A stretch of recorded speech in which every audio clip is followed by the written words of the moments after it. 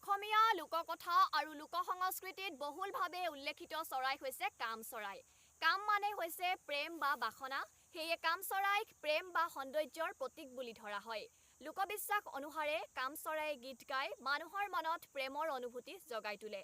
আনহাতে কাম চৰাই হৈছে এক উজ্জ্বল ৰঙৰ ৰঙা ঠোঁটযুক্ত আৰ্দ্ৰভূমি চৰাই।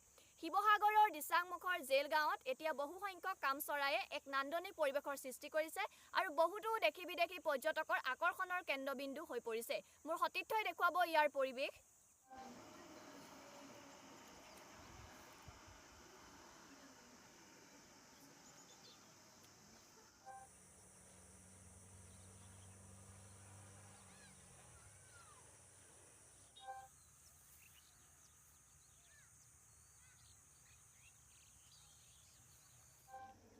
শিৱসাগৰৰ দিচাংমুখৰ জেলগাঁৱৰে মই এজন স্থানীয় ব্যক্তি লগ পাইছোঁ আৰু মই তেওঁৰ পৰা কাম চৰাই সম্পৰ্কে জানিবলৈ চেষ্টা কৰিম।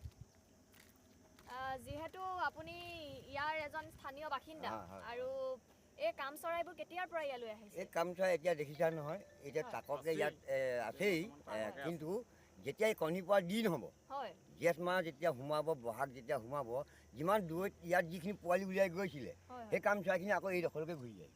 কণী পাৰি পোৱালি উলিয়াব, এই মেটেকা দেখিছা নহয়, জাবৰ জোঁথৰ এইবোৰ। আৰু অকণমান দেৰি হোৱাহেঁতেন তুমি এতিয়া মই এই ৰাস্তাটোত কাম চৰাই কিমান চালা লানি পাতি চৰি থাকিম। এতিয়া সেই পুখুৰীটো আছে কেইজনমান সেইফালে এই বস্তুটো তাৰমানে আজিয়ে নহয় প্ৰতি যুগৰ পৰাই তাৰমানে আমাৰ এইখন পথাৰত আছে। আৰু কি ক'ব, দেশী বিদেশী পৰ্যটকৰো ইয়াত ভিৰ কৰে সি কাম চৰাই চাবৰ বাবে, আপুনি এজন স্থানীয় ব্যক্তি হিচাপে গৌৰৱ কৰেনে? হয়, কাৰণ কেলৈ ৰখাই পিনি যেতিয়া তেওঁলোকে বাইক ৰখায়, কিবা ৰখায়, কাম চৰাইটো চৰি থাকোঁতে ফটো মাৰে, হেৰি কৰে। এতিয়া মোৰ সেই সৰিয়হনিখিনি দেখিছে, তাতো কাম চৰাই চৰিছিলে, তাতো আলিৰ পৰা তাৰমানে বহুতে ফটো মাৰি নিয়ে। কিন্তু এইটোৱে কথা, মানুহে যদি দূৰবীন নকৰে তেতিয়া আমাৰ ইয়াত কিমান মানে শেৱালি চৰাই চাবানে, কাম চৰাই চাবানে, নানা বগলী হেৰি ইয়াত মানে সকলো ইয়াতে থাকে ইয়াত।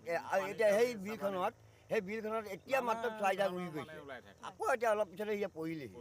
এতিয়া এইবিলাক কাম চৰাই চৰি আছে আৰু অলপ দেৰি হ'লে মানে আমাৰ এই গোহালি খোলাবিলাকত চৰিব জুম পাতি।